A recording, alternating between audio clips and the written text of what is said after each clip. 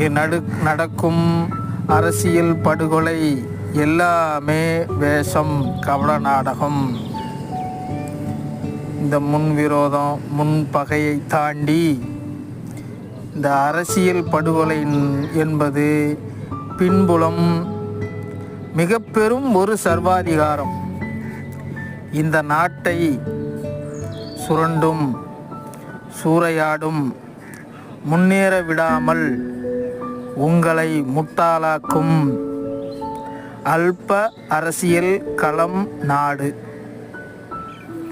அதனால் இந்த தாழ்த்தப்பட்டோர் ஜனங்கள், மிகவும் தாழ்த்தப்பட்டோர், பிற்படுத்தப்பட்டோர், மிகவும் பிற்படுத்தப்பட்டோர், இந்த ஜனங்கள்லாம் சிந்திங்க.